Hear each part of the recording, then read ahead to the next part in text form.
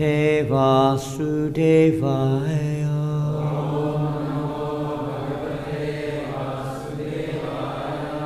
Om Namo Bhagavate Vasudevaya.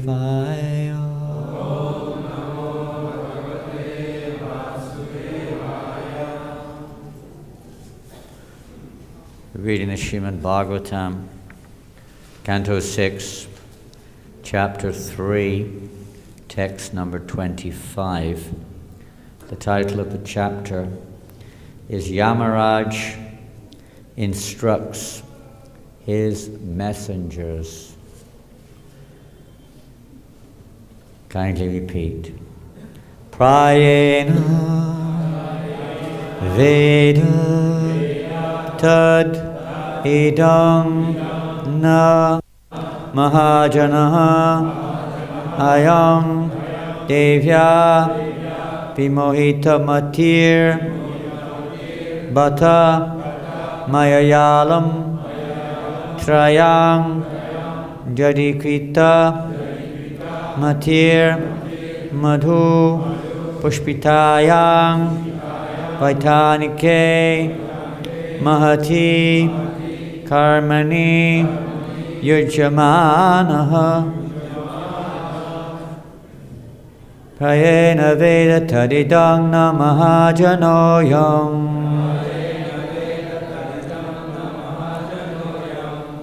Devya Vimohita Matir Bhatamayayalam Trayang Jadikrita Matir Madhu Pushpitayang Vaitanike Mahati Karmani Yujamanaha Prayena Veda Tadidang Namahajanoyam Devya Vimohita Matir Bhatamayayalam Trayang Jadikrita Matir Madhu Pushpitayang Vaitanike Mahati Karmani Yujamanaha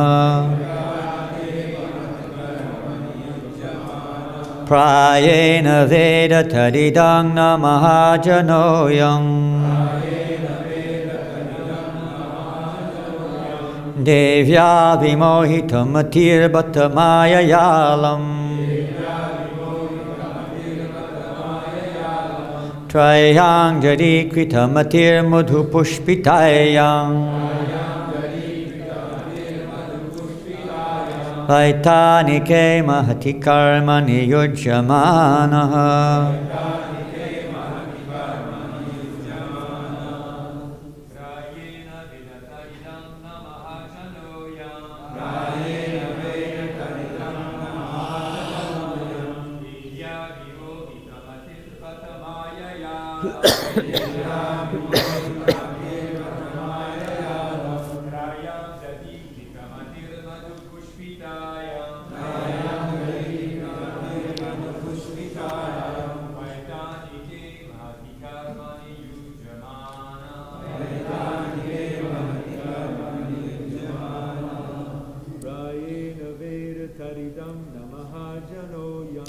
Prayena Veda Tadidang Namahajanoyam Devya Vimohita Matir Bhatamayayalam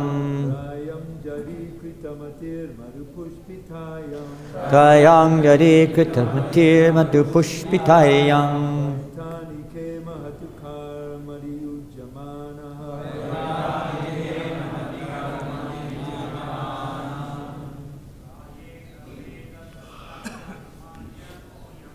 Prayena Veda Tadidang Namahajanoyam Devya Vimohita Matir Bhatamayayalam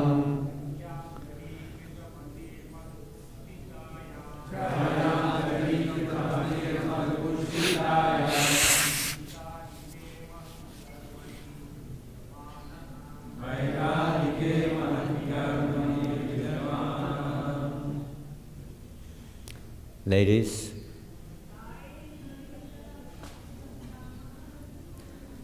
Prayena Veda Tadidang Namahajano Yang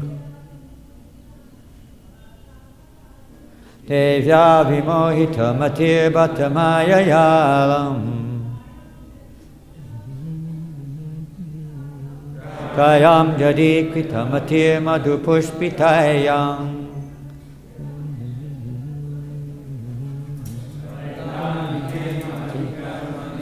Jamanaha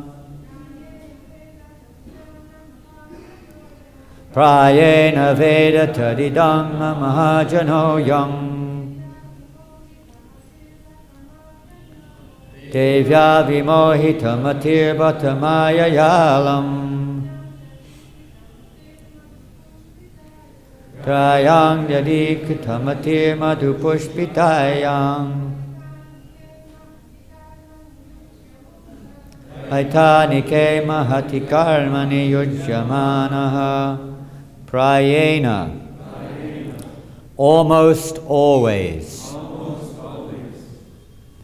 Veda know as in knowledge to know Tat that Idam this Na not Mahajanaha great personalities besides Svayambhu, Shambhu, and the other 10. Ayam, this, Devya, by the energy of the Supreme Personality of Godhead. Vimohita Matihi, whose intelligence is bewildered. Bhata, indeed, Mayaya, by the illusory energy, Alam, greatly, Trayam, in the three Vedas, Jadakita Matihi, whose intelligence has been dulled, Madhu Pushpitayam, in the flowery Vedic language, describing the results of ritualistic performances. Vaitanike, in the performances mentioned in the Vedas. Mahati, very great. Karmani, fruitive activities. Yujyamanaha, being engaged. Translation and purport by His Divine Grace Srila A.C. Bhaktivedanta Swami Prabhupada. Because they are bewildered by the illusory energy of the Supreme Personality of Godhead, Yajnavalkya and Jaimini and other compilers of the religious scriptures cannot know the secret, confidential, religious system of the 12 Mahajans. They cannot understand the transcendental value of performing devotional service or chanting the Hare Krishna mantra, because their minds are attracted to the ritualistic ceremonies mentioned in the Vedas, especially the Yajurveda, Samaveda, and Rigveda. Their intelligence has become dull. Thus they are busy collecting the ingredients for ritualistic ceremonies that yield only temporary benefits, such as elevation to Svargaloka for material happiness. They are not attracted to the Sankirtanam movement. Instead, they are interested in Dharma, Artha, Kama, and Moksha. Purport.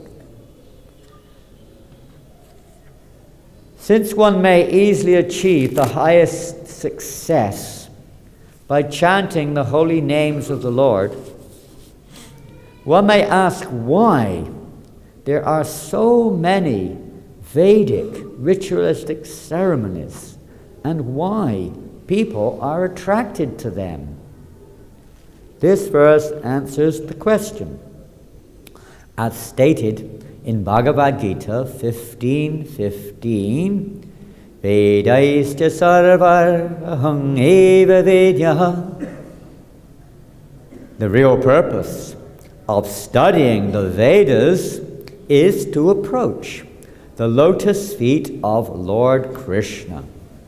Unfortunately, unintelligent people, bewildered by the grandeur of Vedic yajnas, want to see gorgeous sacrifices performed.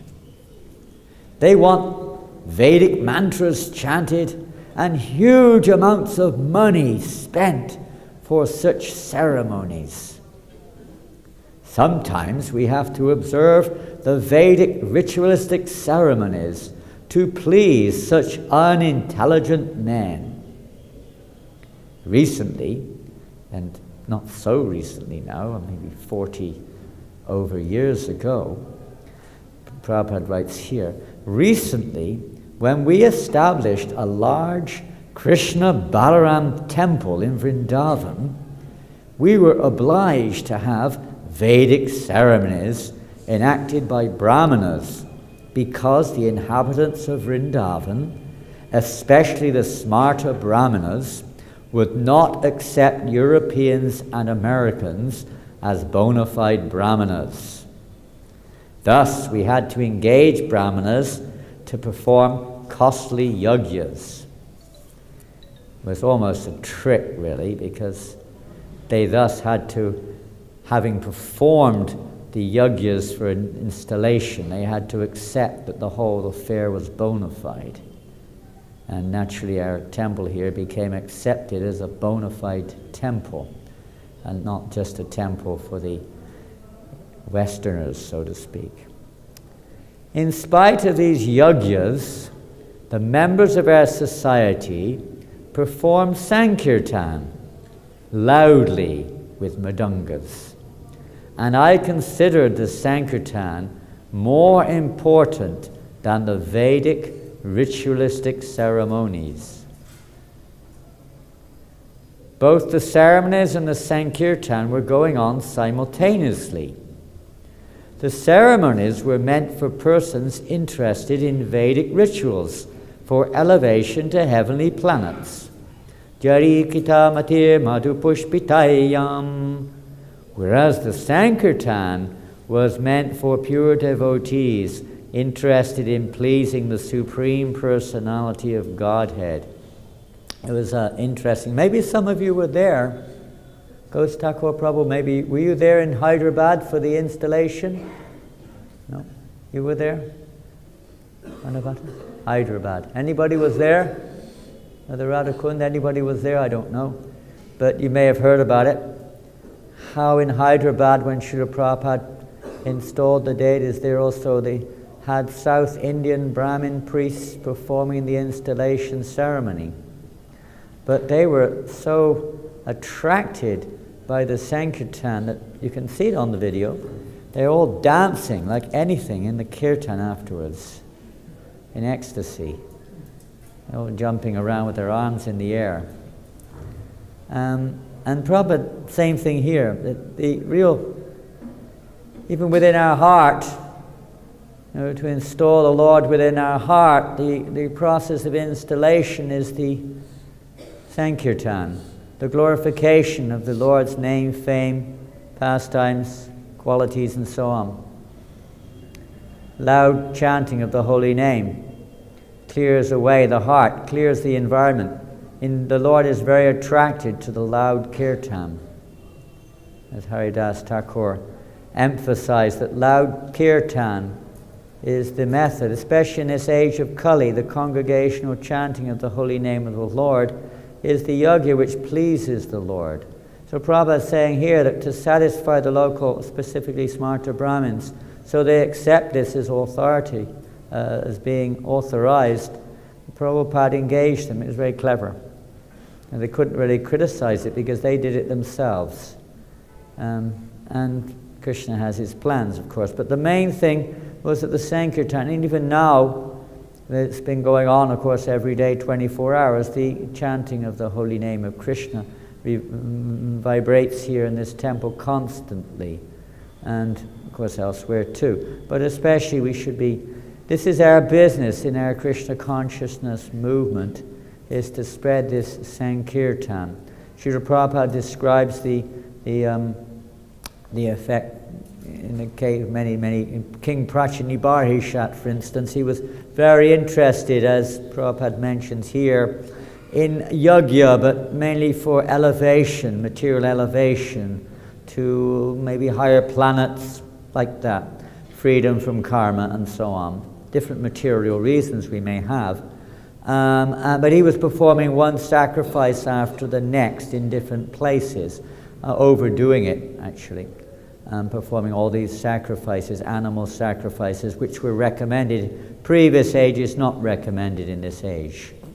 But he was doing like that. And Prabhupada writes that similarly, the devotees of this Krishna consciousness movement should therefore perform one sacrifice after the next without stoppage in all over the world, one after the next. It shouldn't be like, this is our business. This is the yajna, the Sankirtan yajna. The purpose of this movement is to facilitate the performance of Sankirtan yajna. That's what it's for. Now, Sankirtan includes, you could say, every activity which the pure devotee of the Lord gives us. Srila Prabhupada has given us so many activities to perform, no doubt about that. And they're all under the umbrella of Sankirtan, if they're authorized by the pure devotee of the Lord, the representative of the Lord. Srila Prabhupada has given us deity worship, and we'll read that now. Prabhupada says, he carries on here. As explained here, Prabhupada says, we would have simply performed Sankirtan, but then the inhabitants of Vrindavan would have not taken the installation ceremony seriously. As explained here, the Vedic performances are meant for those whose intelligence has been dulled by the flowery language of the Vedas, which describe fruitive activities intended to elevate one to the higher planets. We'll not get into it, but there's so many topics here. But in the Bhagavad Gita, so a lot of the instructions of Krishna are aimed at this, to Arjuna. Traigunya Vishaya Veda Nistraigunya Bhavarjuna. The Vedas mainly deal with the three modes of material nature. Rise above these modes, O Arjuna. Be transcendental to all of them. They're flowery language. Materialistic people are very attracted to that, naturally, because they're looking for some material thing. They want some material return. So the Lord gives them that particular intelligence to have some faith in that direction. But that's not the effective process in this age. And even if they are able to do it, the problem being in Kali Yuga is that hardly you find these ceremonies are of any real value. In every Vedic yajna, there's different types of priests. The one who's chanting, the one who's arranging the various ceremonies. Then there's a checker, and so on and so forth. And the person overseeing the whole affair. They've all got to be in place. So that if there's any error, it's immediately corrected. But in this age of Kali, there's so many errors.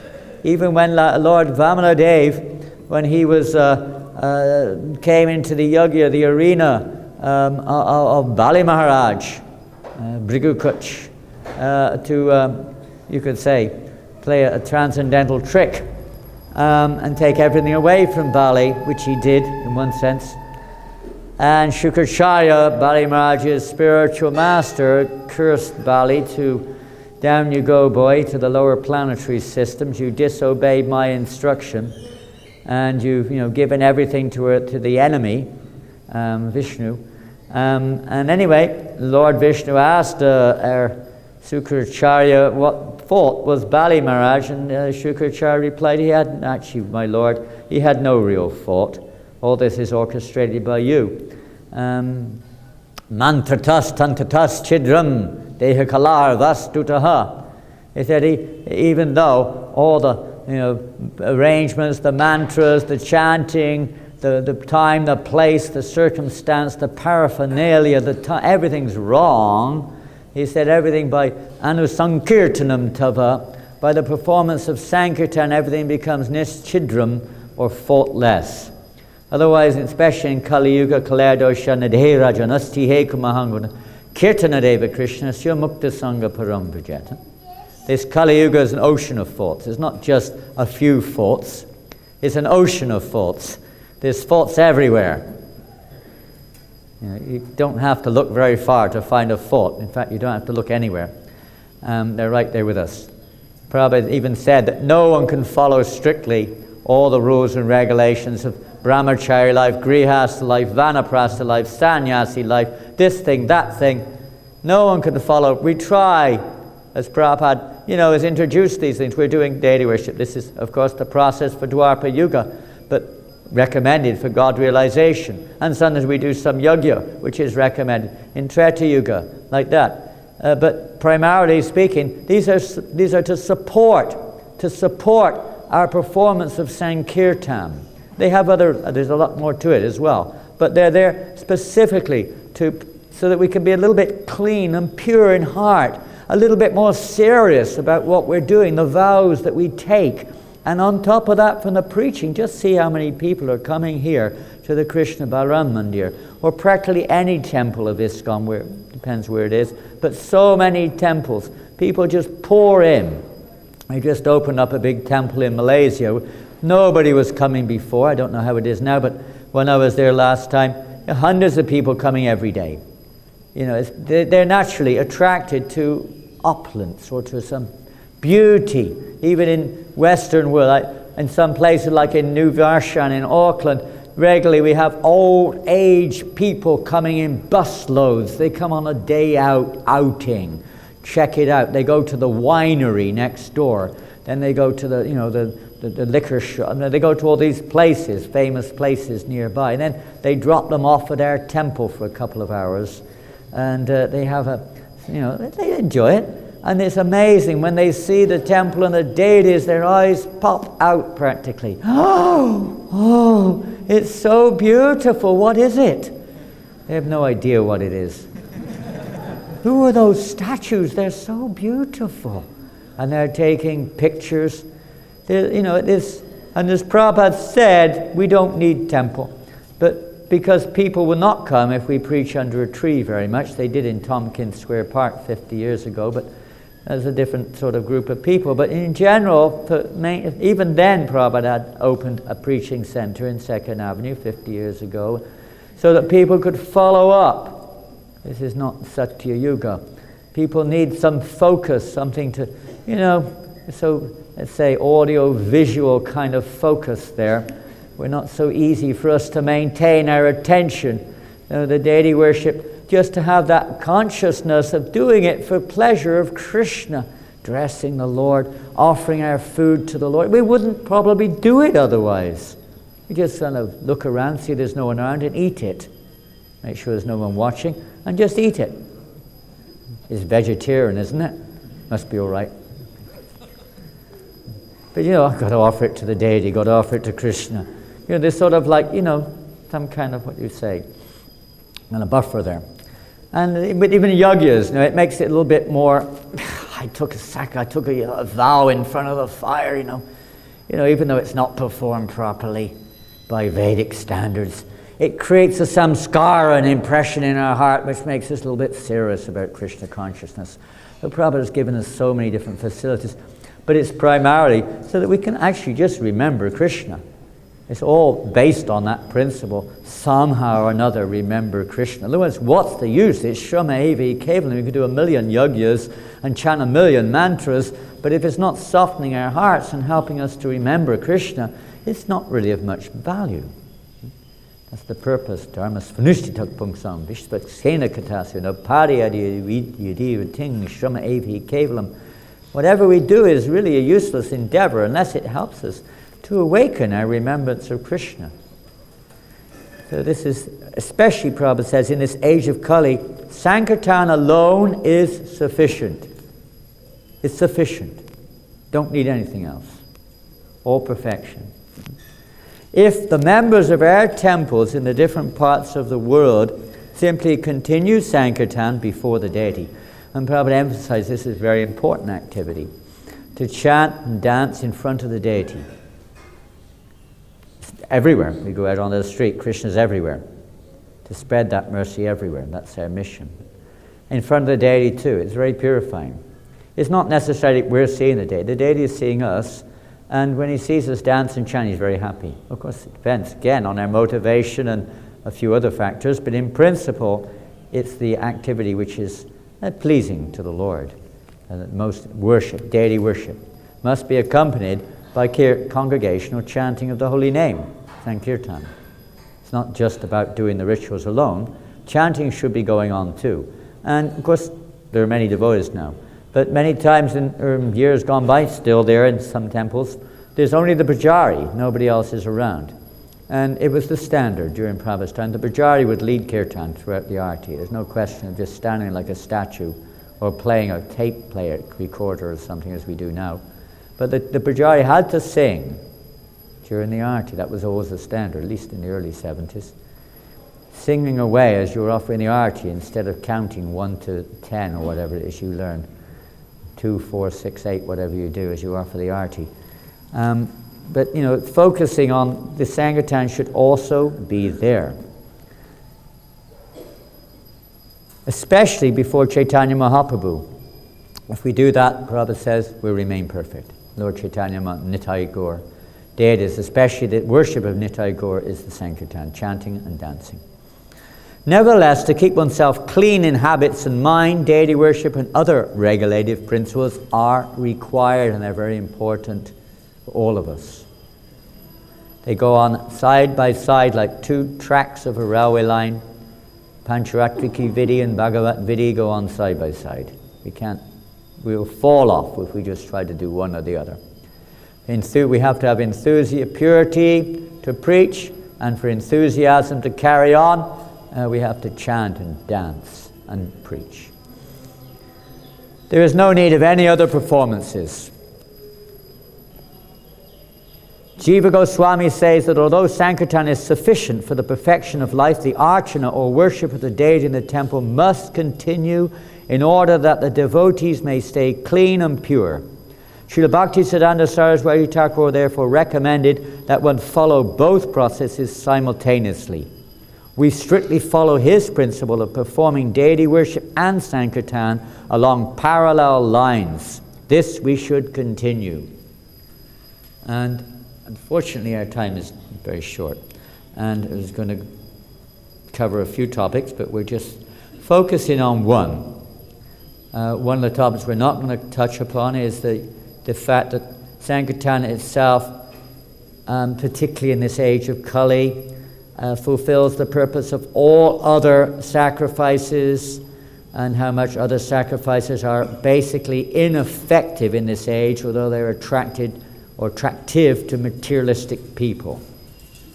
But we're going to focus a little bit on Srila Prabhupada. This is the 50th anniversary of Prabhupada's coming to the West. It's also right now, as those who've been in Govardhan. Sri Radharaman Prabhu, you were there. And how many of you were at the Govardhan retreat?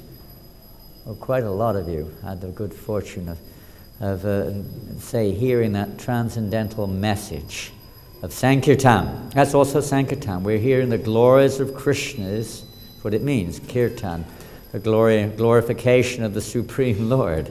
And it's so purifying. Satam prasangam amavir sangvido bhavanti vitkarna rasayana kataha, isn't it? You feel so, you don't have to do anything else. Just sit and hear attentively, right? And even if you're sleeping, there's still some benefit there. You're sleeping in the temple, but try to stay awake if you're having any problems. There are techniques of staying awake during Bhagavatam class, but I won't display them today. I didn't bring my water pistol. That was one of the old techniques. Did you ever see that in LA or anywhere? The old water pistol? The temple commander would be there with his water pistol. Well, you throw something at somebody. hit them with a mobile phone. Bonk. Wake up. That's all right. But very purifying to hear this topics of Krishna Katha. This is facilitating it. Temples are to facilitate, so we can come together. Prabhupada writes, purport, nectar of instruction. Purpose of our society is to make facilities so people can come together and hear and chant about Krishna. But we're not so pure, we can't do it all the time. Many other things obviously have to be done. The regulated principles are to support it. Everything's to support it. Temples, the daily worship, of course, that in itself is a process of purification and perfection, but hardly we can expect that is possible with the mercy of the pure devotee. Prabhupada's given us all these things. He's passing on, as he says here, the instruction of Srila Bhaktisiddhanta Saraswati. When Prabhupada was in Radhakund with his Guru Maharaj in the 1930s, he received that special instruction from his spiritual master. If ever you get money, print books. Prabhupada said that he received pretty much most of the practices of devotional service from his father. But he received this from Srila Bhaktisiddhanta Maharaj. If ever you get money, print books. And we know also right now, but many of you here also, is the Srila Prabhupada Book Marathon, which I presumably is going on more or less everywhere throughout ISKCON, and also here, of course. And it was, during Prabhupada's time, it was initiated in the early 70s, maybe 73 or 74 in LA, and then it spread throughout the whole world, and it became like a really, I mean, what can you say? Many of you have taken part in this wonderful opportunity to serve Prabhupada. As Prabhupada's business is to do everything to help us to have Krishna in the center of our lives. That's what it's all for. That's what we're meant to have, and that's the purpose of our lives, to live our lives with Krishna in the center. And that's where you can say fulfillment of our existence, satisfaction, whatever we're looking for in life comes, to the degree that we're having Krishna in the center of our lives. Pure devotees, because that's the business of the Guru, is to behave, teach, live their lives, inspire everyone else in such a way, because they're so much focused on Krishna that anyone who hangs around will also focus on Krishna. That's the idea. Unfortunately, I don't have any such qualification, but we can remember Srila Prabhupada. Every single member of our ISKCON society, especially this year and next year also, 50th anniversary of ISKCON's incorporation, can remember this fact. We're all here but by the grace of Srila Prabhupada, isn't it? Would any of us be sitting here if Srila Prabhupada had not come to the Western world? Probably not. I mean, this temple wouldn't be here anyway. For sure. None of the temples would be there, would they? Would there be any temples in ISKCON? There would be no ISKCON. There would be no BBT. There would be no Prabhupada Book Marathon. There would be no Govardhan retreats. There would be no 24-hour kirtans. There would be no deity worship outside of whatever is here in India, or was there in India, still is. Some Gaudiya Mat, etc., worshipping Panchatattva, Gauranitai, etc. There'd be nothing. And even there'd be no preaching practically. Prabhupada has made all the facilities throughout the world for others to also preach in. Otherwise you've got to go out there, as Prabhupada did, roll his sleeves up, walk on the dirty streets of New York and preach to dirty hippies or whatever. So all kinds of different persons who are considered to be not exactly the most elevated amongst human society. Certainly not. You know, maybe amongst Varna Shankara, amongst the Antyajas, the outcasts, whatever you want to call it. But Prabhupada preached out there. He did it at the age of 70. He didn't do it when, most of us are not 70, some of you are. I'm too old, Prabhu, for that. I did that before.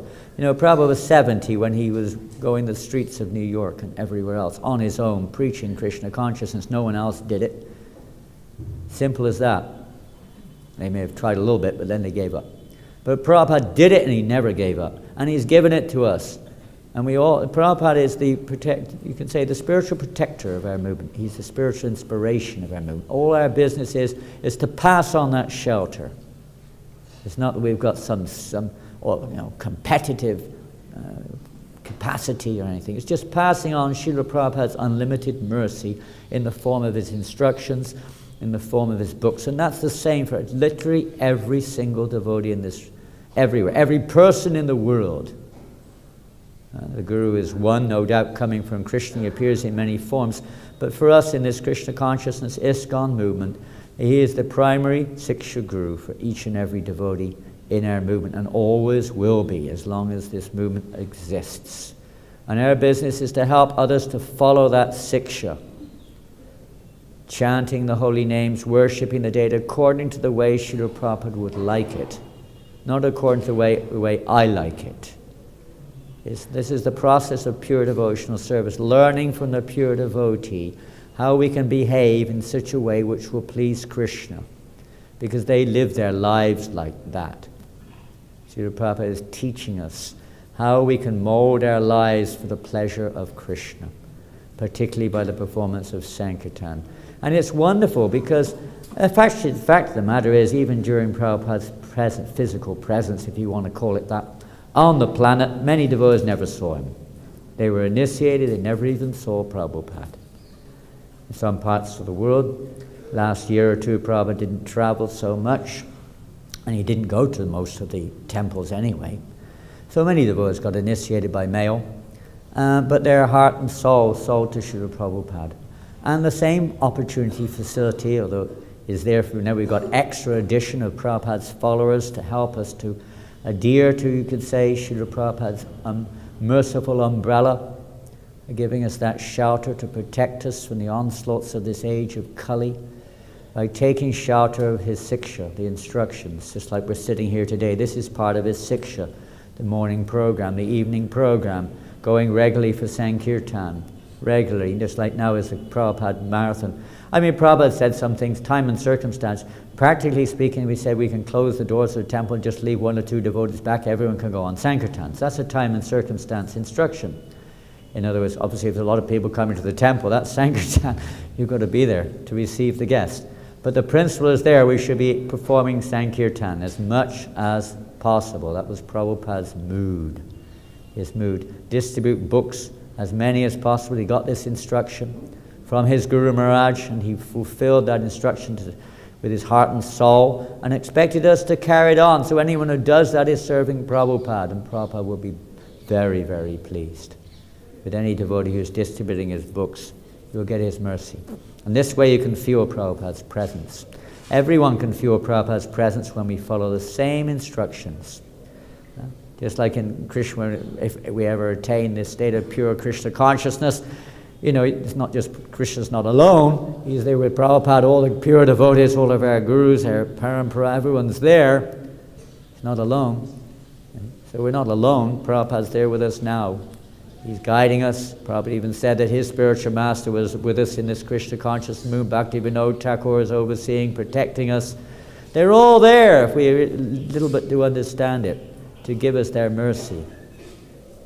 We just have to take the advantage of that. This brings unity in our movement. The whole point of our movement, unity and diversity. Yes, we have many diverse gurus, we have many diverse tendencies, desires, and cultures, and so on. But when we put the Acharya in the center, Srila Prabhupada's instructions, Srila Prabhupada's wishes, desire, his movement in the center of our lives, then we can have real unity. We're all in the same boat. Prabhupada is the captain of our ship to guide us across this very difficult ocean by the performance of Sankirtan in its many various forms. And it's only because of his grace there is anything outside of a few temples in India which we could vaguely describe. Outside of India, there's nothing Krishna conscious at all, practically speaking. Related, but not, as mentioned here, different religions, different processes may be there, but they're hardly touching the point. Krishna Paramartha Mahan is hardly on the menu. It's all about money and elevation to heavenly planets and freedom from reactions and sense enjoyment and this sort of stuff. But Prabhupada is giving the most valuable jewel to the whole world. Most valuable jewel, and it's still there. We just have to carry it. He's left it behind. It said when the pure devotees come, they bring the boat of devotional service which anyone can take shelter of, and they leave the boat behind. That boat is still there in the form of his books, in the form of his movement, and so many other forms. So just take advantage of it. It's a wonderful opportunity, and the performance of this Sankirtan Yajna, Lord Chaitanya has come for these two reasons. specifically to taste the nectar of Krishna Prema by the performance of congregational chanting of the holy names, thus accompanied by his devotees, his confidential associates. He performs Sankirtan Yoga and distributes it even to the untouchables. And he's with a wreath. He wove a wreath of the holy name and Krishna Prema with which he's garlanded the entire material world. So we take advantage of this opportunity to get into the fire of, somebody probably we use this term, get fired up, get into the fire of Sankirtan, hearing and chanting the holy names, pastimes, form, qualities of the Supreme Lord. We've got to get into it, open up. There's a beautiful statement in the Chaitanya Mangala which describes how the tongue is like the sacrificial ladle, and the ears are just like the sacrificial openings of the fire yajna, and the ghee is like the nectarian sound vibration of the holy name, form, and qualities and pastimes of the Lord. So when the ladle of the tongue pours that nectarian ghee of the holy name and Krishna Katha into the sacrificial openings of the ears and enters deep into the heart, it ignites a blazing fire within the heart. Not only does it burn away all of anything but devotional service, clears away all other intentions, all the anarthas, etc., etc. It creates this blazing fire. We hear this Cheto Darpana Marjanam Bhava Mahadevagni Navarpanam. It burns up all the blazing fire of material existence and ignites the fire of pure devotional service within the heart. And thus the body then begins to erupt, and the hairs one starts to experience ecstasy. This is the process. We have to open our ears and heart and hear that sound vibration. And to do that, as Sutta Goswami explains when discussing with the sages in Naimishranya, how we have to hear this message with rapt attention. Prabhupada says to hear with rapt attention. If we can hear with rapt attention, we'll see Krishna on the pages of the Srimad Bhagavatam. But to hear with rapt attention, one has to be pure in mind, To be pure in mind, we have to be pure in our activities, eating, sleeping, etc., etc. This will help us to be able to hear it. Clear, just like the sages in Naimishranya, they were performing a great yajna, but there was nothing but smoke. They couldn't even ignite the fire, And they were greatly qualified because Kali Yuga was beginning. And the Lord had another plan. So then when Sutta Goswami came along and began to speak on all the various transcendental topics and eventually Srimad Bhagavatam, and then all the dust, all the smoke was cleared away, all the dirt was cleared away. And because they were very attentive, we can't hear because the ether is so surcharged with so many unbelievable amount of sound vibrations in the ether. We can't see them. They're in a subtle form. All the mobile phones and the internets and all the different, whatever it is, kind of radioactivity, etc. in the ether, creates a disturbance in the ether. So sound gets muffled. It doesn't go cleanly. It's not pure. It's like pure water. You can see through it. But it's like cloudy. The ether's cloudy. And not only that, but our minds, most of us probably haven't got such fixed minds to just hear 100% without any interference. It's like trying to tune it. So all these other activities especially are there to help tune us so that we can hear the holy name perfectly. That's true humility. There's no other, that's surrender to Krishna. There's just hearing the name. We're not surrendering to any other thought that comes in the mind. We're just surrendering to that sound vibration as it enters into our minds or our hearts. This is the process. Because those sages, they have minds were completely pure. Therefore, the ether was completely pure. There was no sound. Even the birds stopped moving. They stopped flying. They stopped everything. The trees stopped. The wind stopped blowing. Everything stopped, stunned in that moment to hear. And that way, one can actually receive the full nectar, which we're always anxious when we hear, like with that purified heart. So the whole process, the whole arrangement of our sadhana, Vaidhi sadhana bhakti, is to help to bring us to that point where we can actually hear, purely hear, the transcendental sound vibration. Chant and hear the sound vibration of the Lord's name and pastimes and so on and so forth. So this is the yajna, this is the sacrifice of this age. This is the sacrifice to give up these other things just to facilitate the performance of Sankirtan and to hear the sound vibration of the holy names. Well, it's almost, we gotta go. I gotta go to Delhi. We got to go somewhere, flying. One or two, we were going to read some nectar from Srila Prabhupada from the Namamrita. Read this book, please. It's a wonderful, wonderful book, but we don't have time, so we will leave it today. Are there any questions? Comments? Yes, Prabhu. A microphone. Thank you, Maharaj. Hare Krishna. Hare Krishna. Maharaj, I don't know if it's possible for us to understand what Jiva Goswami mean, or the impulse of the world Jiva Goswami used with the purpose that Sankirtan Yajna is specific occupation for this stage. I didn't quite catch the whole question or comment. Did anyone catch it clearly? I'm not physically good at hearing in any respect, not to speak of spiritually. Can someone repeat it in a very clear way nearby? It doesn't have to be on the microphone this time. Did you hear it? The question? Yeah, I can repeat it. No, yeah, but I might not hear it again because it's the same muffled microphone. Did you hear it, Sri Radharaman? He's referring to the comment in the purport, referring to Jiva Goswami. Yes. And asking for any further explanation of that. Well, not in the purport. That's the end. That was the end of the purport. The comment was that Jiva Goswami said that it's important that we should perform both activities side by side, both deity worship and whatever follows on there, all the various activities of cleanliness and regulation and etc., etc., and Sankirtan side by side. Yes, well, we did mention briefly that these two, like two tracks of a railway line, they have to go on side by side, and Prabhupada says there, to keep us pure. Because, when you're going out and preaching particularly, and even if you're sitting here, we all know that you can be sitting here and your mind is in another world sometimes, and you're just looking around, and sometimes you go to the Kirtan Mela, and, it's not that everyone's necessary. The whole idea is to get everyone to focus on the sound vibration and put other things aside. But not everybody is necessarily at that level. Some people are looking around to see what the girls look like, or to look what the boys look like, or to see, if their favorite Swami is there or something, or whatever it is, Some diverted thing may be going on also. And it really does. It helps us to focus. When you see the deity, that picture of the deity can be impressed within your heart. We used to carry, when we were going Sankirtan, we'd always carry a picture of Radhalandinishwar with us, wherever we went.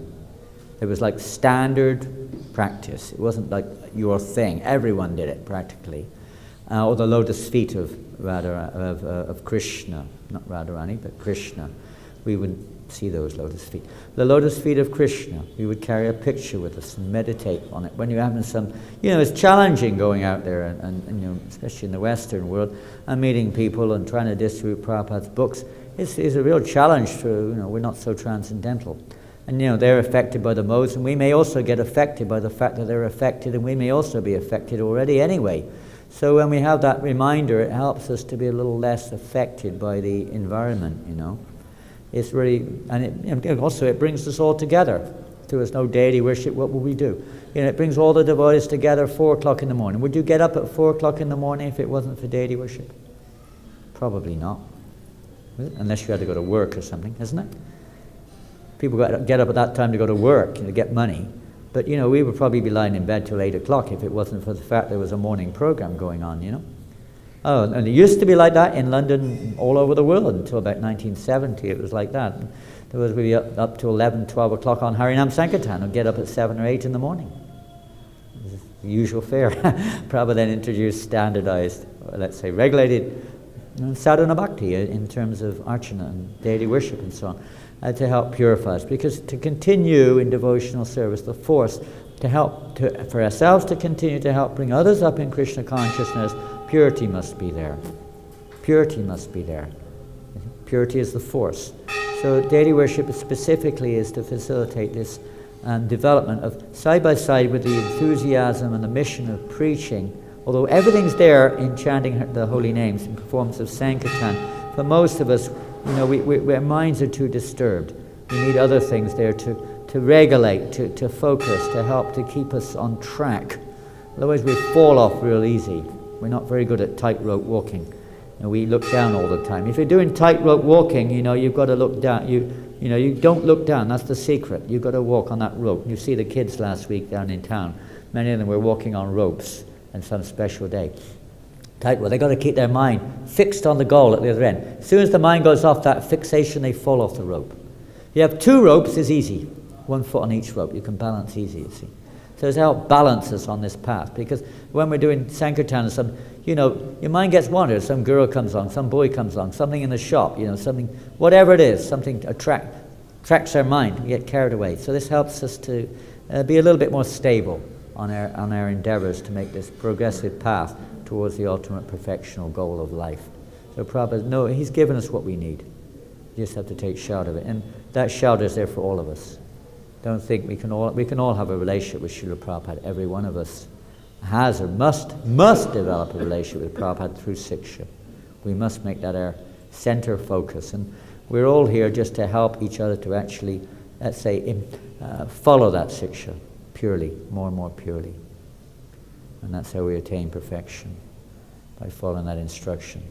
So he's given us this deity worship. We should try to maintain, improve it if we can. It was pretty simple in many places in the beginning. Gradually became a little bit more developed as the years went by. And when deity worship in the very beginning in San Francisco, Jagannath installed there was just devotees with jeans and t-shirts waving a candle at the deity. That was the deity worship. That was the standard. And the devotee said, Prabhupada, is there anything more to this? We call him Swamiji in those days. Is there anything more to this, Swamiji? And Srila Prabhupada said, yes, there are so many more things to this. But if I told you now, you'd faint. There's so many things. You can't believe it. And even when I joined, which was some years later, but even then, Lord Jagannath was sitting up on top of a platform above Radhalandaneshwara, and they were dressed once a week, and that was it. Daily worship took 30 minutes maximum. Daily. I mean, not including the artists. I mean, dressing that part of the deity worship. And we would chant 1.5 hours japa in front of the deity every day. It was really nice, actually. I'm not suggesting we should go back to that, but it was nice. And we'd all be there. The thing is, it's become a little ritualistic. Everyone, in many places, the pujaris are there, no one else is there sometimes. It's like, but we'd always be there. The way on Sankirtan, on Harinam Sankirtan, book distribution go nicely side by side. 6 and 8, 10 hours every day. By 9:30 be on the street, get back at 6 in the evening. And everyone would be there for a whole morning and a whole evening program in front of the deity. It's pretty nice. Nice program. ISKCON sandwich. Now I don't know what you've got. Some burger or something. And pizzas. Now we got pizzas. See? There's nothing on top of a pizza. Everyone's falling off, you see. And especially tomatoes. It's very slimy and slippery, and you can easily slip off of it. Oily.